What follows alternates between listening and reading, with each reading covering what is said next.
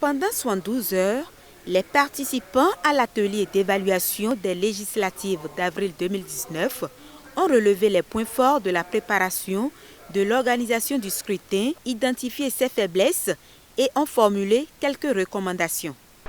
Les participants ont insisté sur l'implication des autorités locales dans la détermination des centres et postes de vote. En ce qui concerne la charte des partis politiques, ces avancées sont relatives à la réduction drastique du nombre de partis politiques. Ils sont passés de 300 à 5 grands partis, la constitution de grands blocs plus représentatifs. Les faiblesses sont surtout dans l'administratif et liées à la délivrance du certificat de conformité. Là, alors préconisé qu'un décret d'application soit pris en la matière.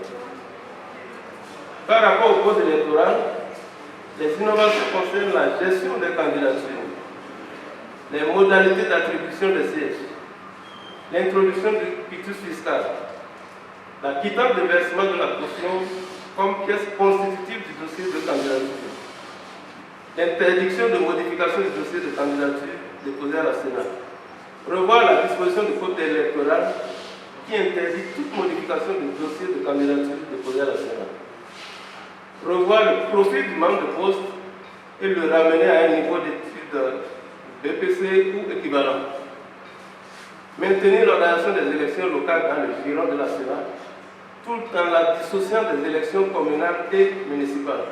En procédant à la clôture des travaux, le président de la Commission électorale nationale autonome rassure que ces propositions seront prises en compte par son institution. Ces recommandations qui ont été formulées feront l'objet d'un toilettage au niveau de la plénière de la Sénat et nous allons retenir ce qui constitue l'essentiel de ce qui a été dit et nous allons retenir ce qui objectivement est applicable parce que le souci n'est pas de faire des propositions ni des recommandations en l'air, il s'agit de faire des recommandations qui soient applicables sur le terrain.